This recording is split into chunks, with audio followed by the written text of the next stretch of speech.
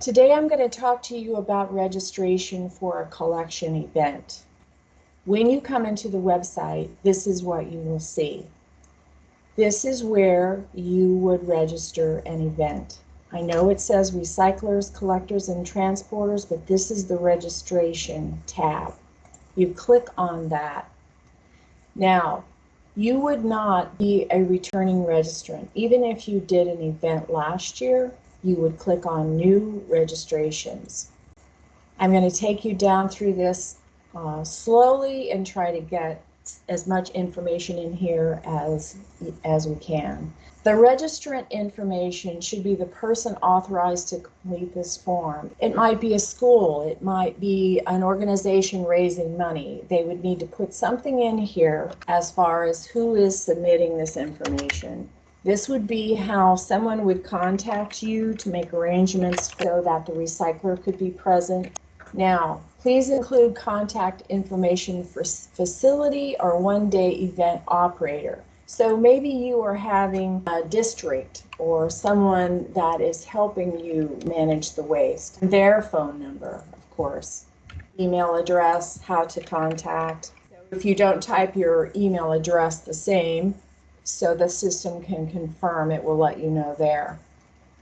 So maybe this event is going to be held at a school, perhaps. That information would need to be there. That way the recycler is going to know where to come. These questions are important, so watch this specifically. If you want to be part of the state standard program and have a recycler come and manage this event for you, you do not get compensated as a collector, but you do not have to pay for the collection of any of whatever is collected at that electronics event. You would check here.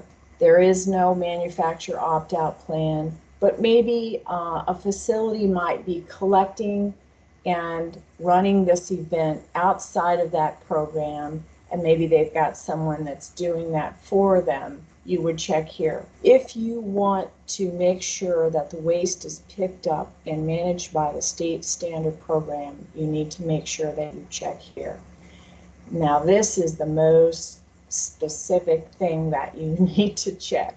Do not check collector. You need to check event.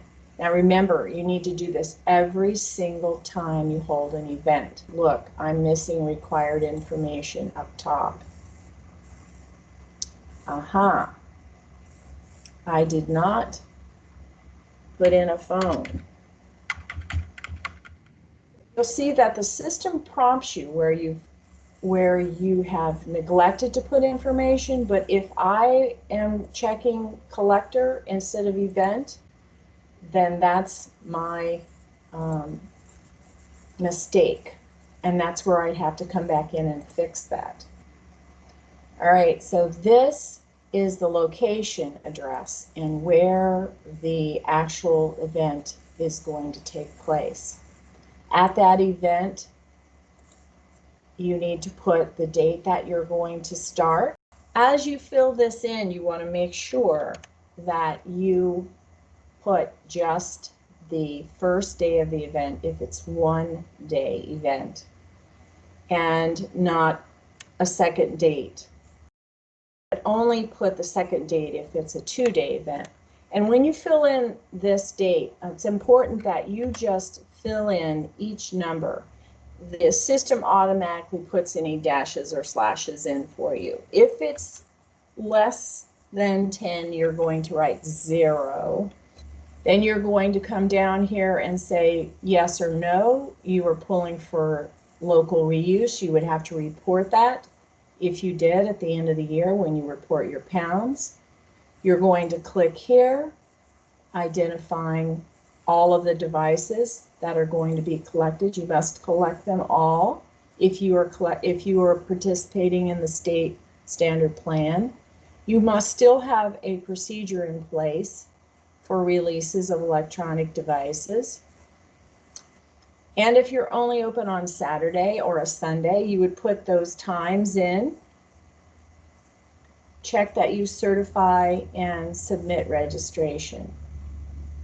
There is the confirmation email showing all of the information that we entered. If anything is incorrect here, you want to go back down to these codes and go back into the system under a returning registrant, not new. Otherwise, you'll have a bunch of different numbers. This number right here, you're going to use when you label your Gaylords at the event. And these are the numbers that you're going to use when you go back in to access your account. And then when you report your pounds collected at the end of the year, again, you will use this 1868.